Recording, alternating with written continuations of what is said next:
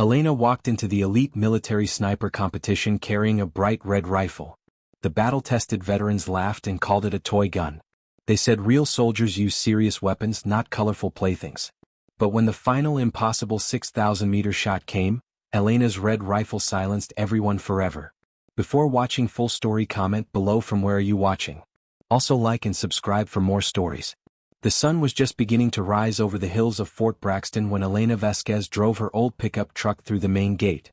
This wasn't just any military base, it was home to the most advanced sniper training facility in the world. Today was the day of the annual Extreme Range Championship, a competition so exclusive that only 50 of the world's best military marksmen received invitations. Elena had been driving since midnight to get here on time. Her truck looked out of place among the sleek black SUVs and official military vehicles parked near the range facilities. She was tired from the long drive, but her mind was sharp and focused. She had been preparing for this competition for months, knowing that today would either prove her skills or destroy her reputation forever. As she parked her truck and stepped out, Elena could see other competitors already setting up their equipment. These weren't ordinary soldiers, they were the elite of the elite. Marines who had served multiple tours in Afghanistan, Army Rangers with confirmed kills in Iraq, Navy SEALs who had completed classified missions around the world. Each one had earned their place here through years of combat experience and proven marksmanship skills. Elena grabbed her equipment case from the truck bed. It was longer and heavier than the standard cases the other shooters carried. She had built it herself to hold something very special, a rifle that had taken her 3 years to design and perfect. As she walked toward the registration area, she noticed several shooters looking in her direction with curious expressions. The registration tent was busy with activity. Range officers were checking credentials, assigning lane numbers and explaining the day's schedule. Elena waited patiently in line, listening to conversations around her. The other competitors were discussing previous competitions, comparing equipment, and sharing stories from recent deployments. She recognized several names and faces from military magazines and news reports.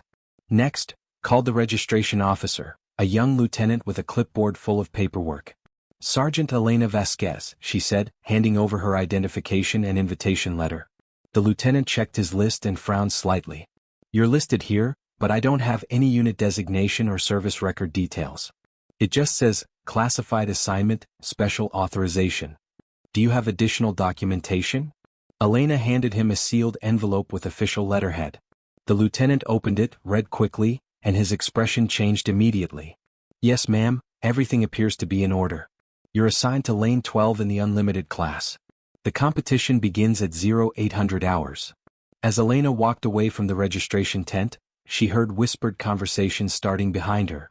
The unlimited class was reserved for shooters using custom or experimental equipment that didn't fit standard military categories.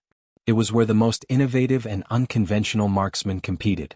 Lane 12 was at the far end of the firing line, somewhat separated from the main group of competitors. Elena preferred it that way. She could focus on her preparation without too many distractions. She set down her equipment case and began organizing her gear methodically. The first person to approach her was Gunnery Sergeant Rick Morrison, a legendary Marine sniper with over 200 confirmed kills across 3 combat deployments. He was known throughout the military community for his incredible skill and his equally incredible ego. Morrison had won this competition twice before and considered himself the unofficial leader of the sniper community. Well, Morrison said loudly enough for nearby shooters to hear. Looks like we have a mystery guest this year.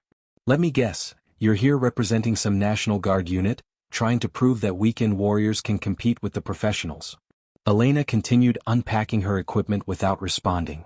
She had learned long ago that actions spoke louder than words, especially when dealing with people who had already made up their minds about her.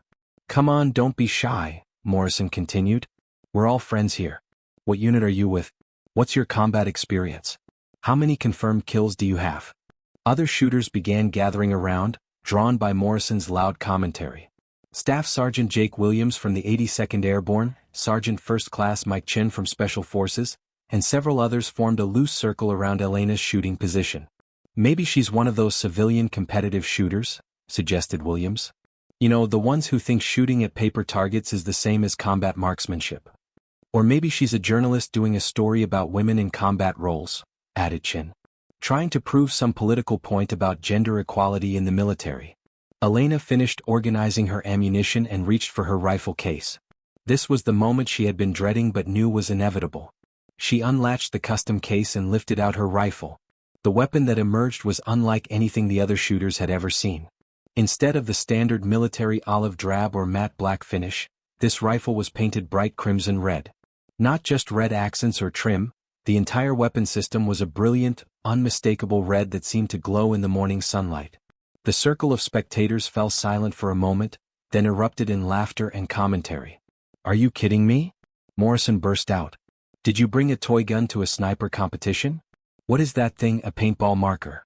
"I've never seen anything like that in 15 years of military service," said Williams, shaking his head.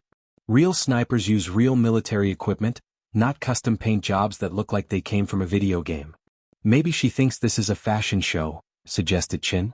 "Next thing you know, competitors will be showing up with purple rifles and gold-plated scopes." Elena remained calm and continued her equipment check. She had expected this reaction and was prepared for it. The red color wasn't a fashion statement or an attempt to be different. It served a specific technical purpose related to heat dissipation and barrel harmonics that none of these shooters would understand. More competitors began gathering to see what all the commotion was about. Master Sergeant Tom Rodriguez from the Rangers, Chief Petty Officer Sarah Kim from the Navy, and Captain David Miller from the Air Force all came over to investigate. "What's all the excitement about?" asked Rodriguez. "Check out the Christmas decoration," Morrison replied, pointing at Elena's rifle. "Apparently, standards have really declined if they're letting amateur enthusiasts compete against combat veterans." The comments continued for several more minutes. Elena heard every word but refused to be drawn into an argument. She had learned patience during years of classified operations that these shooters knew nothing about. Her service record was so highly classified that even the base commander didn't have clearance to read it. While the other shooters continued making jokes and comments, Elena began her pre-competition routine. She assembled a small weather station to measure wind speed, air pressure, temperature, and humidity. She set up a spotting scope to study the distant targets and evaluate atmospheric conditions. She arranged her custom ammunition in precise order according to her shooting plan. Every movement was deliberate and professional. Despite their mockery, some of the more observant shooters began noticing that Elena's preparation was far more detailed and systematic than their own. She had equipment they didn't recognize and was using techniques they had never seen before. "Look at all that fancy gear," muttered Williams, trying to compensate for lack of skill with expensive toys. But Captain Miller, who had more technical training than the others, was studying Elena's setup more carefully. "Actually," he said quietly, "some of that equipment looks pretty sophisticated. That weather station is military-grade meteorological gear. And that spotting scope. I think that's the new experimental model from the Advanced Weapons Program." Elena pulled out a leather-bound notebook filled with ballistic calculations, range cards, and environmental data from previous competitions and training sessions. The pages were covered with mathematical formulas, wind charts, and detailed notes about ammunition performance under various conditions. "She's got a whole book of calculations," observed Chief Kim. "Most of us just use ballistic apps on our phones or rely on experience and intuition." "Probably downloaded all that stuff from the internet," Morrison dismissed. "Real snipers develop instinct through combat experience, not by memorizing charts and formulas." Elena opened her ammunition case and began selecting cartridges for the day's competition. Unlike the standard military ammunition the other shooters were using, her rounds were clearly custom-made. Each cartridge was individually labeled with lot numbers, ballistic coefficients, and performance data. "Even her ammunition is weird," commented Rodriguez. "What's wrong with standard military rounds? They've been good enough for combat operations around the world." "Custom ammunition is for competitive target shooters," agreed Morrison. "In real combat situations you use what's available and make it work. You don't get to pick and choose your ammunition based on weather conditions." But Elena's ammunition represented years of development and testing. Each round had been manufactured to exact specifications for optimal accuracy at extreme distances. The bullets were made from specially formulated alloys, the powder charges were measured to the tenth of a grain, and the cartridge cases had been weight-sorted and neck-turned for perfect consistency. As Elena continued her preparation, she could hear the other shooters speculating about her background and qualifications. None of them had heard of her before, and her name didn't appear in any of the usual military sniper publications or record books. "I bet she's some kind of civilian contractor," suggested Chin. Maybe works for one of those defense companies that develops new weapons systems. Or maybe she's foreign military, added Williams. Some countries have female snipers in their special forces units. Doesn't matter where she's from, Morrison declared. When the shooting starts, that fancy red rifle is going to show its true colors. There's no substitute for real combat experience and proven military equipment. At precisely 0800 hours, the range officer called all competitors to the firing line for the opening briefing. Colonel James Hartwell, the base commander, stepped up to address the group. "Ladies and gentlemen," he began, "welcome to the annual Extreme Range Championship. This competition represents the pinnacle of precision marksmanship, designed to test both human skill and equipment capabilities at the absolute limits of what's possible." Elena listened carefully as Colonel Hartwell explained the day's schedule. The competition would progress through increasingly difficult stages, starting with standard military engagement distances and advancing to extreme ranges that push the boundaries of current technology. Stage 1 will be conducted at 800 meters, the colonel continued. This is a baseline test to ensure all equipment is functioning properly and all shooters are ready to proceed. Stage 2 moves to 1,500 meters, Stage 3 to 2,500 meters, and Stage 4 to 4,000 meters. The other competitors nodded confidently. These were distances they had all practiced extensively, and most had experience shooting at similar ranges during combat operations. The final stage, Colonel Hartwell announced, will be conducted at 6,000 meters. This distance represents the theoretical maximum effective range for precision rifle fire under ideal conditions. We don't expect any competitor to achieve hits at this distance. It's designed to demonstrate the limits of current technology and human capability. Elena felt a slight smile cross her face. 6,000 meters was exactly the distance she had been training for. Her red rifle had been specifically designed and tested for shots at this range, though she had never attempted it under competition conditions with witnesses present. Each competitor will fire 5 rounds at each distance, the colonel explained. Scoring will be based on accuracy and consistency. The shooter with the highest combined score across all stages will be declared champion. The competitors moved to their assigned positions. Elena walked to lane 12 while the other shooters took positions closer to the center of the range. She could still hear occasional comments and chuckles about her equipment, but she focused on the task ahead. The first stage at 800 meters began without ceremony. This was a relatively easy distance for experienced military snipers, designed primarily to warm up and verify that all equipment was functioning properly. Elena loaded her first round, settled into her shooting position, and acquired her target through the scope. The red rifle fired with a sharp, clean report. Through her spotting scope, Elena could see the bullet impact in the center ring of the target. She repeated this process 4 more times, achieving a perfect score of 5 bullseyes. Around her, the other competitors were also performing well. Morrison, Williams, Chin, and most of the other shooters achieved perfect or near-perfect scores at this distance. Elena's performance was good, but not exceptional compared to the rest of the field. "Lucky start," Morrison called out from his position several lanes away. "Let's see how that toy gun performs when things get serious." The second stage at 1,500 meters began an hour later. This distance required more careful consideration of wind conditions and atmospheric factors. Elena spent several minutes taking environmental measurements and calculating adjustments to her scope settings. The other shooters also began their more detailed preparation routines. They used rangefinders to verify distances, checked wind flags along the range, and made adjustments to their scopes based on experience and training. Elena's 5 shots at 1,500 meters resulted in another perfect score. Her red rifle was performing exactly as designed, delivering consistent accuracy despite the mocking comments from other competitors. Several other shooters also achieved perfect scores, though a few began experiencing minor accuracy problems as the distance increased. "Still getting lucky," Morrison muttered, though his voice sounded slightly less confident than before. The third stage at 2,500 meters marked the point where precision marksmanship became truly challenging. At this distance, small errors in scope adjustment, minor variations in ammunition performance, and subtle changes in environmental conditions could result in complete misses. Elena's preparation became even more meticulous. She spent 20 minutes taking detailed measurements of wind speed at different elevations, calculating the effects of air pressure and temperature, and making precise adjustments to her scope. Her notebook was filled with calculations and corrections based on the specific conditions present that day. The other shooters were also taking more time with their preparation, but few were using the level of detailed analysis that Elena employed. Most relied on experience, intuition, and general rules of thumb rather than precise mathematical calculations. When Elena fired her 5 rounds at 2,500 meters, 4 impacted in the center ring and 1 hit slightly outside the bullseye but still within the scoring area.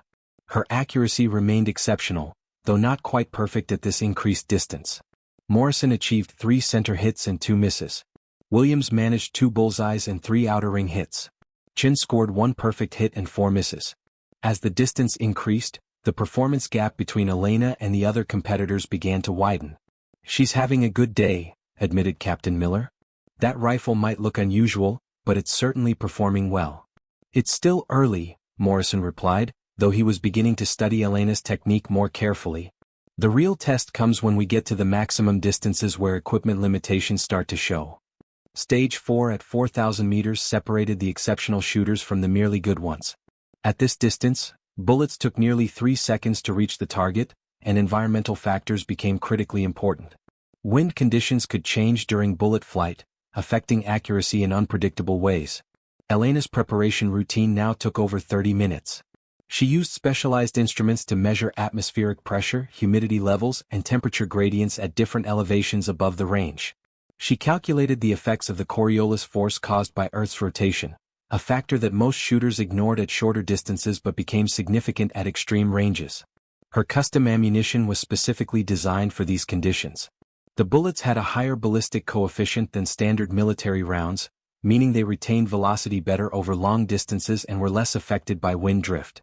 The powder charges were optimized for consistent performance in the atmospheric conditions present that day. Elena loaded her first round and settled into her shooting position. Through her scope, the target appeared incredibly small and distant.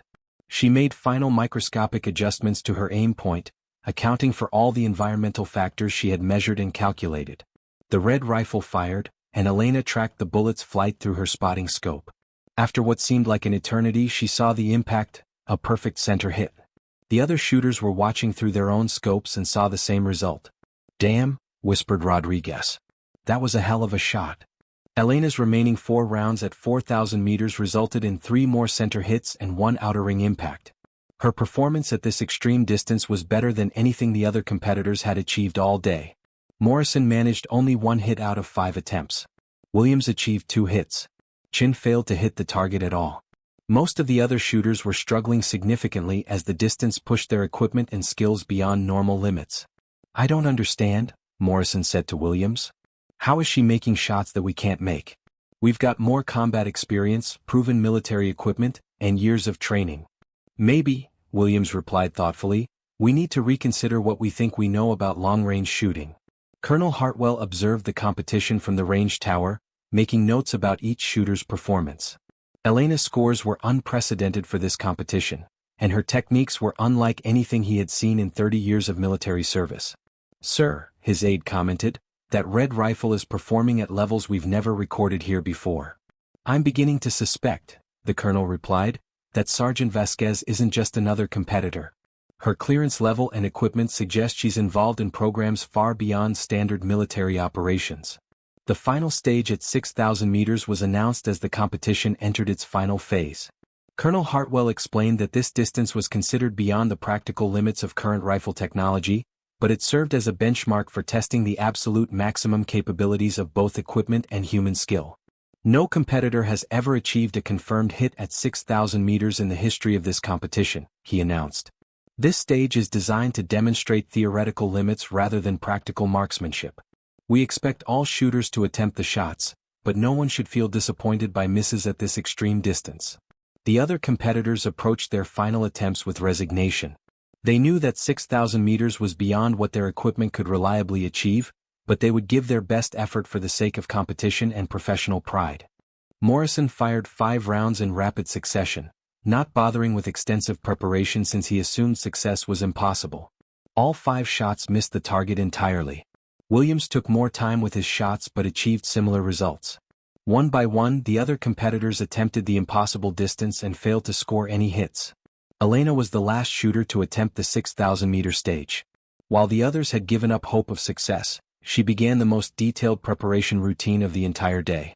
She set up additional weather monitoring equipment, pulled out specialized ballistic calculation tools, and spent over 45 minutes analyzing every environmental factor that could affect bullet flight. At 6,000 meters, a bullet would be in flight for over 6 seconds. During that time, wind conditions could change, affecting the bullet's path in complex ways.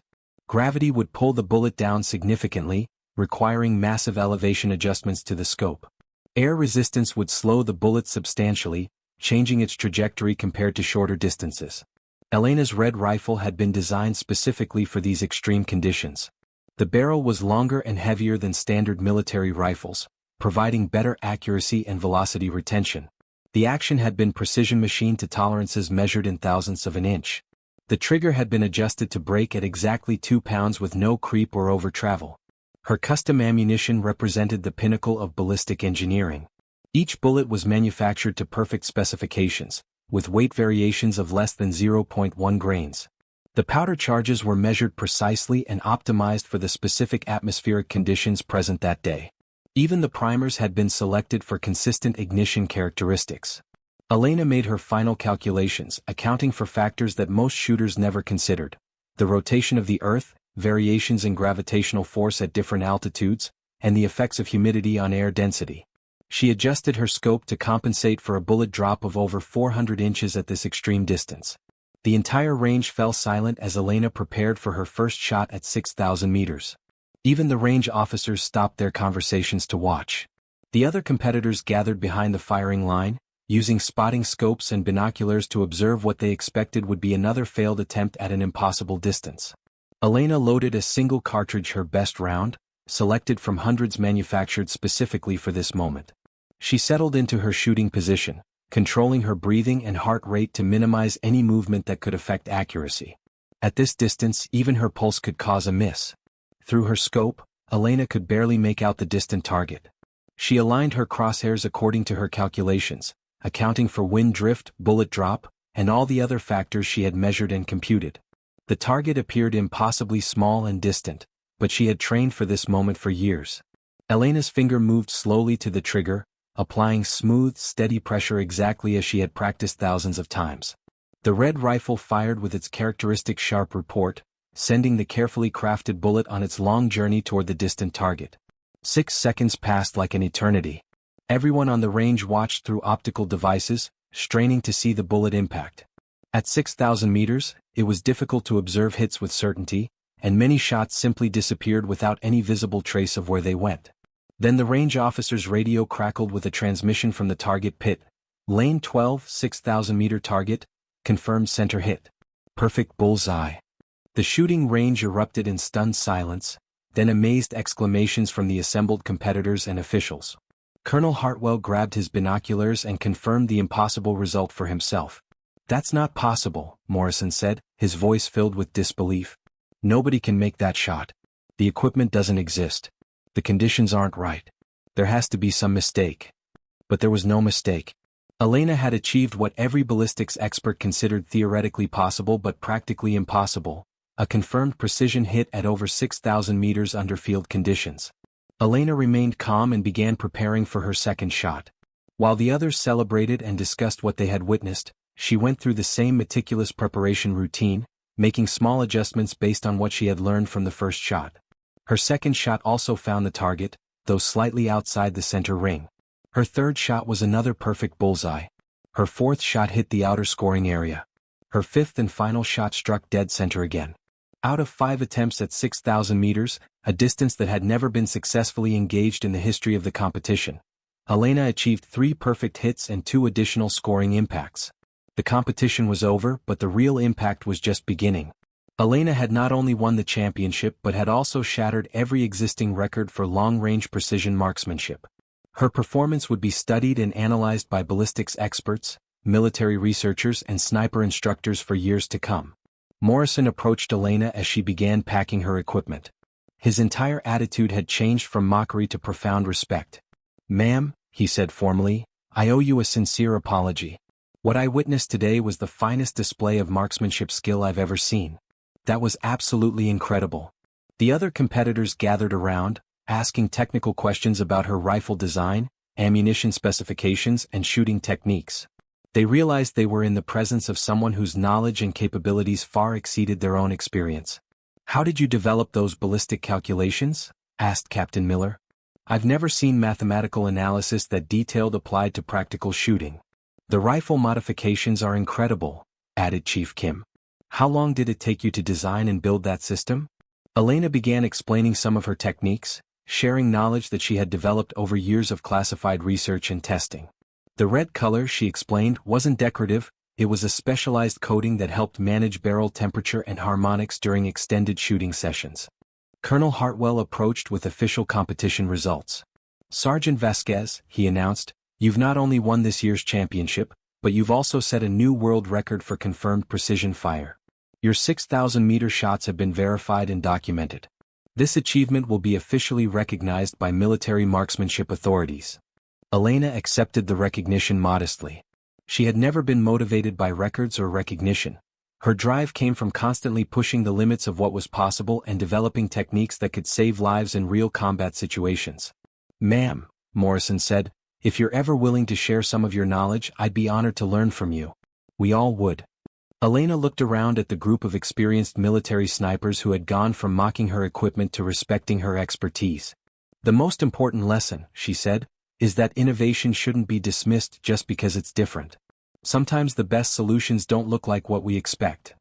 As Elena loaded her equipment into her pickup truck, the other competitors watched with newfound understanding. They had learned valuable lessons about making assumptions based on appearances and about the importance of keeping an open mind when evaluating new techniques and technologies. Elena drove away from Fort Braxton knowing that her red rifle had done more than win a competition. It had changed perceptions about what was possible in precision marksmanship. The story of her impossible 6,000-meter shots would be told throughout military communities around the world. In the months that followed, Elena received requests to speak at military schools, train elite units, and consult on advanced weapons development programs. Her techniques would influence the next generation of military snipers and help develop new equipment standards for extreme-range engagements.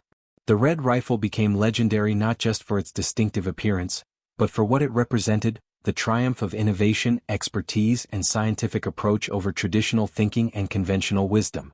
Elena had proven that sometimes being different means being better. Years later, when new shooters arrived at competitions carrying unconventional equipment or using unusual techniques, experienced marksmen would remember the story of Elena Vasquez and her red rifle. They learned to look beyond appearances and focus on performance, giving every competitor the respect and attention that skill and preparation deserved. The shooting range at Fort Braxton installed a permanent plaque commemorating Elena's world record achievement. It serves as a reminder to future generations of shooters that the limits of human capability are meant to be challenged, not accepted, and that innovation combined with expertise can accomplish what others consider impossible.